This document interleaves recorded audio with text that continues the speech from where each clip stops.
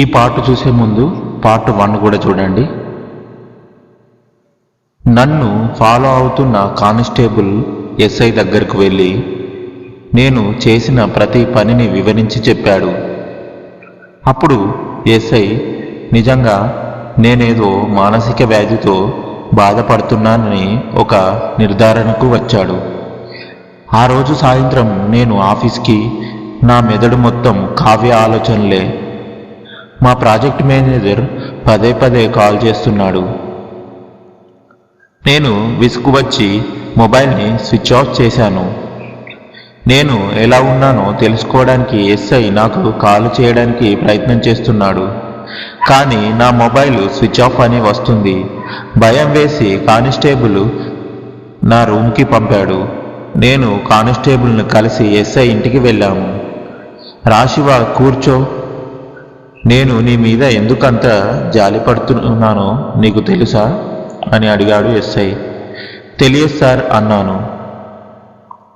కారణం కావ్య అనే పేరు నా కూతురు పేరు కూడా కావ్యనే. తను చిన్నప్పుడు ఒక యాక్సిడెంట్లో చనిపోయింది. బ్రతికి ఉంటే ఇప్పుడు ఆమె వయసు ఒక 12 సంవత్సరాలు ఉండేది. నేను నా కావ్యను పోగొట్టుకొని ఎంతగా బాధపడ్డాను అనేది నాకు మాత్రమే తెలుసు. అంతే బాధ నువ్వు నీ కావ్య కోసం బాధపడుతున్నావు. అసలు ఏం జరిగిందో నాకు పూర్తిగా చెప్పు అని అడిగాడు ఎస్ఐ. పూసగుచ్చినట్టు మొత్తం చెప్పాను. నువ్వు ఆ సీసీటీవీ ఫుటేజ్లో లేవు, కానీ నువ్వు గాయత్రి రూమ్లో ఉన్న బుక్స్లో అలాగే ఆ స్వీట్ బాక్స్ చూశాను అంటున్నావు కదా. రేపు వెళ్ళి మనం ఇద్దరం అక్కడ చెక్ చేద్దాం. ఒకవేళ నువ్వు చెప్పినవి అక్కడ లేకపోతే నువ్వు నేను చెప్పినట్లు చేయాలి. ఒకవేళ ఉంటే ఆ మిస్టరీ ఏమిటో కనిపెట్టడానికి నీకు నేను సహాయం చేస్తాను అన్నాడు. సార్, ఒకవేళ నేను లేకపోతే నన్ను ఏం చేయమంటారు? నాకు తెలిసిన ఒక మానసిక వైద్యుడు ఉన్నాడు. మనం ఆయనను మీట్ అవుదాం అని నా వంక జాలిగా చూశాడు. ఆ రోజు రాత్రి నేను కూడా ఆయన ఇంట్లోనే పడుకొని రేపు ఉదయం ఫ్రెష్ అప్ అయ్యి హాస్టల్కి వెళ్ళాలి అనుకున్నాను. తెల్లవారింది. నేను ఎస్ఐ ఇద్దరం కలిసి హాస్టల్కి వెళ్ళి చూశాము. కానీ ఆ ఫోటో లేదు. అలాగే ఆ రూమ్లో బుక్స్ కూడా లేవు. నాకు నోట మాట రాలేదు. సిస్టంలో కావ్య ప్రొఫైల్ చూశాను. ఆమె పేరు గాయత్రి అని ఉంది. కానీ నేను చూసినప్పుడు కావ్య అని ఉంది. నన్ను హాస్టల్ నుండి ఎస్ఐ డైరెక్ట్గా తీసుకొని ఒక సైక్రాటిస్ట్ దగ్గరికి తీసుకెళ్ళాడు. నన్ను ఆయన తన మాటలతోనే నన్ను పరీక్షించాడు. ఏవో కొన్ని టెస్టులు చేశాడు. వాటి రిపోర్ట్స్ కోసం వెయిట్ చేస్తున్నాము. కొన్ని నిమిషాల తర్వాత రిపోర్ట్స్ వచ్చాయి. ఇద్దరం కలిసి లోపలికి వెళ్ళాము. వచ్చిన రిపోర్ట్స్లో అన్నీ బాగానే ఉన్నాయి. సో మీరు మెంటల్ హెల్త్లో బాగానే ఉన్నారు. కాబట్టి మీరు కావ్య గురించి, అదే గాయత్రి గురించి అబద్ధమైనా చెప్పి ఉండాలి, లేకపోతే నిజమైనా చెప్పి ఉండాలి. నాకు మీరెందుకో నిజం చెప్తున్నారు అనిపిస్తుంది అన్నాడు ఆ డాక్టర్. ఇప్పటికీ కొంచెం నా మీద నాకు నమ్మకం కుదిరింది. ఎస్ఐ కూడా నన్ను నమ్మడం మొదలుపెట్టాడు. అక్కడి నుండి మేము ఇద్దరం ఫోరెన్సిక్స్ ల్యాబ్కి వెళ్ళాము. అక్కడ ఎస్ఐ గారు లై డిటెక్టర్తో నన్ను చెక్ చేశారు. అన్ని వాయిస్లు కూడా నిజమని తెలిసింది. అప్పుడు ఎస్ఐ ఆశ్చర్యపోయాడు. చూడు శివ, నువ్వు ప్రాక్టికల్గా నిజం చెప్తున్నావు, కానీ నేను నమ్మలేకపోతున్నాను. నేను ఆ కేసును యాక్సిడెంట్ అని చెప్పి క్లోజ్ చేస్తున్నాను. నన్ను రూముకు దగ్గర డ్రాప్ చేసి ఆయన స్టేషన్కి వెళ్ళిపోయాడు. నేను రూమ్ లోపలికి వెళ్ళి మొబైల్ స్విచ్ ఆన్ చేశాను. ఏదో ఒక కొత్త నెంబర్ నుండి మిస్డ్ కాల్ అలర్ట్ ఉంది. నేను తిరిగి ఫోన్ చేశాను. అటువైపు నుండి కావ్య గొంతు. శివ ఎలా ఉన్నావు అని అడిగింది. నేను ఒక్కసారిగా ప్రేమతో కంగారుగా కావ్య నువ్వేనా అని అడిగాను. కాదు శివ, నేను గాయత్రిని. మిమ్మల్ని కలవాలని అడిగింది. రేపు మనం ఫోరం మాల్లో ఉన్న కాఫీ డేలో కలుద్దాం అని చెప్పాను. కావ్య భావం తెలియకపోయినా నేను కావ్య మాటలైనా వినొచ్చు అని నేను కూడా సరే అన్నాను. తెల్లవారింది. నేను కావ్యను మొదటిసారిగా కలిసినప్పుడు వేసుకున్న డ్రెస్సు వేసుకున్నా. మంజీరా మాల్ దాటి వెళ్ళగా నడుస్తూ ఫోరం మాల్కు చేరుకున్నాను. కాఫీ డేలో కావ్య చాలా కూల్గా కూర్చొని ఉంది. మెల్లగా ఆమె ముందుకు వెళ్ళి నిలబడ్డాను. ఆమె నన్ను చూసి ఫోన్ లాక్ వేసి హ్యాపీ ఫేస్తో కూర్చోండి శివ అని అంది. నాకు ఒక్కసారిగా కావ్య అనిపించింది. కాని కాదు తేరుకొని కూర్చున్నాను. చూడండి శివ, నాకు తెలియకుండానే నేను మీకే ఏదైనా అన్యాయం చేసి ఉంటే నన్ను క్షమించండి.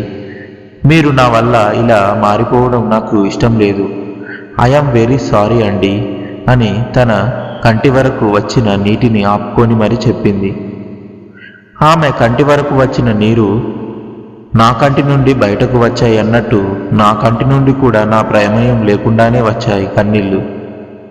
ప్లీజ్ శివ, ఎమోషన్ అవ్వద్దు అని నా పక్కకి వచ్చి కూర్చొని నా చెయ్యి తన చేతిలో పెట్టుకొని ఓదార్చింది. నాకు మా అమ్మే గుర్తుకు వచ్చింది అప్పుడు. ఎందుకంటే ఆమెను నేను ఇంకా కావ్యగానే అనుకుంటున్నాను కాబట్టి. కొన్ని క్షణాల తర్వాత అయిందేదో అయింది Shiva, let's this forget the past అని నాకు ధైర్యం చెప్పి, అలాగే మీరు నన్ను కావాలంటే కావ్య అని పిలవవచ్చు అని చెప్పింది. థ్యాంక్స్ గాయత్రి గారు, నేను నిజమే చెప్తున్నాను, కానీ అది చివరకు అబద్ధంగా మిగిలిపోతుంది. ఎందుకంటే అది నిజమని నాకు నా కావ్యకు మాత్రమే తెలుసు. మీకెవరికీ తెలియదు. ఒకడికి తెలిసిన నిజం 10 మందికి తెలియకపోతే ఆ నిజం అబద్ధంగా మిగిలిపోతుంది. మిమ్మల్ని నేను కావ్య అని పిలిచిన ప్రతిసారి నాకు ఆ వారం రోజులు జరిగిన సంఘటనలు గుర్తుకు వస్తాయి. సో నేను మిమ్మల్ని గాయత్రి అనే పిలుస్తాను అని కొంచెం బాధగా చెప్పాను. సరే శివ, కాఫీ తాగండి. ఇద్దరం కాఫీ తాగాము. నేను రూమ్కి, ఆమె ఇంటికి చేరుకున్నాము. నేను నా మేనేజర్ కాల్ చేసి ఆఫీస్కి వస్తున్నానని చెప్పి లాగిన్కి స్టార్ట్ అయ్యాను. కంపెనీకి వెళ్ళాను. అందరూ నన్ను వింతగా చూస్తున్నారేమో అని కొంచెం అనుమానంగా ఉండి అందరినీ చూశాను. కానీ ఎవరి పనిలో వాళ్ళు పడిపోయి నన్ను పట్టించుకోవడం లేదు. కొంచెం హ్యాపీగా ఫీల్ అయ్యాను. పని విషయంలో పడి నేను కొన్ని రోజులు కొంచెం మనిషిలాగా మారాను. ఎస్ఐ అండ్ గాయత్రి నా దగ్గరకు వచ్చారు. నేను అప్పుడు వంట చేస్తున్నాను. నేను హ్యాపీగా ఉండడం చూసి వాళ్ళు కూడా చాలా హ్యాపీగా ఫీల్ అయ్యారు. ముగ్గురం కూర్చొని భోజనం చేసి కొంచెం సమయం కబుర్లు చెప్పుకొని ఎవరి దారిన వాళ్ళం వెళ్ళిపోయాం. ఒకరోజు నేను మార్కెట్ నుండి నడుస్తూ వస్తుంటే ఆ రిసెప్షనిస్ట్ కనిపించింది. నేను ఆమె దగ్గరకు వెళ్ళి ఎలా ఉన్నారు అని అడిగాను. ఆమె నన్ను చూడగానే కొంచెం కంగారు పడుతూ మాట్లాడింది. ఒకవేళ ఏదైనా పని ఉందేమో అని నేను తర్వాత కలుస్తానని చెప్పి వెళ్ళిపోయాను. రూమ్కు వచ్చి పడుకున్నాను. రిసెప్షనిస్ట్ను కలిశాను కదా, మళ్ళీ మెల్లగా కావ్య జ్ఞాపకాలు మొదలవుతున్నాయి. నాకు రిసెప్షన్లో ఉన్న సిస్టంలో కావ్య మొహం గుర్తుకు వస్తుంది. ఒక్కసారిగా నా మెదడుకి ఒక అనుమానం తట్టింది. మనం సిస్టంలో ఏదైనా ఫైల్ని మోడిఫికేషన్ కానీ ఏదైనా చేంజ్ చేసిన last update time and date చూపిస్తుంది. మనసులో ఎక్కడో చిన్న అనుమానం. అన్నీ ట్రై చేశాం కానీ ఇది ట్రై చేయలేదు కదా, రేపు చెక్ చేస్తే ఏమైనా యూజ్ ఉండవచ్చు అని అనుకున్నాను. మార్నింగ్ కొన్నిసార్లు నిమిషాలు ముందు రెడీ అయ్యి హాస్టల్కి వెళ్ళాను. రిసెప్షనిస్ట్ వేరే అమ్మాయి కూర్చుంది. ఆమె దగ్గరికి వెళ్ళి పాత రిసెప్షనిస్ట్ గురించి అడిగితే ఆమె 2 రోజుల క్రితం వెళ్ళిపోయింది అని చెప్పింది. ఆమె పర్మిషన్ తీసుకునే సిస్టంలో గాయత్రి డీటెయిల్స్ లాస్ట్ ఎప్పుడు అప్డేట్ చేశారని అడిగాను. ఆమె చెక్ చేసి చూసింది. కరెక్ట్గా ఎస్ఐ వచ్చిన రోజు లాస్ట్ అప్డేట్ ఉంది. ఒకవేళ పాత రిసెప్షనిస్ట్ కావాలని చేంజ్ చేసిందా అని అనుమానం మొదలైంది. పాత రిసెప్షనిస్ట్ కాంటాక్ట్ డీటెయిల్స్ తీసుకొని కాల్ కనెక్ట్ చేస్తుంటే నాట్ రీచబుల్ అని వస్తుంది. ఆమె అడ్రస్కి వెళ్ళాను, కానీ ఆమె ఇచ్చిన అడ్రస్ కూడా తప్పు. ఆమె ఎవరో కూడా తెలియదు అంట. చుట్టుపక్కన ఉన్న వాళ్ళని ఇవన్నీ నాలో అనుమానం నింపాయి. ఆఫీస్కి వెళ్ళిపోయాను, కానీ నా మెదడులో ఉన్న ఆలోచనలు నన్ను పని మీద దృష్టి పెట్టలేకపోతున్నాను.